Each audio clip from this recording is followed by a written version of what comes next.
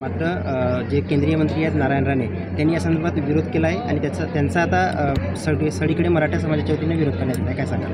नाही, बघा असं आहे की आमचं मराठा समाजाला आरक्षण देण्यासंदर्भात कुठलाही विरोध नाही. म्हणजे मी हा वैयक्तिक माझा मत म्हणून मांडतो. मी पक्षाचं मत नाही मांडत. पक्षाचं मत मांडण्याकरता पक्षाचे इतरही नेते आहेत. पण एक वैयक्तिक मत माझं असं आहे की जरांगे पाटलांनी जे मागण्या केल्या आहेत ते संविधानाला धरून नाही आहे, संविधानिक नाही आहे.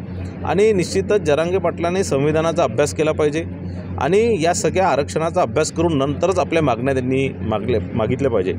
कारण ते नेहमी वारंवार ते काहीतरी उपोषणं करतात, काहीतरी सरकारला प्रेशराईज करण्याचा ते प्रयत्न करतात.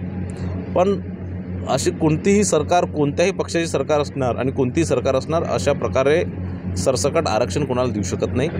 आणि म्हणून माझा या माध्यमातून जरांगे पाटलांना विनंती आहे की त्यांनी सगळं आरक्षणाचा अभ्यास करावा, संविधानाचा अभ्यास करावा आणि मग त्यानंतर आपल्या मागण्या त्यांनी मागितल्या पाहिजे. एबीपी माझा, उघडा डोळे बघा नीट.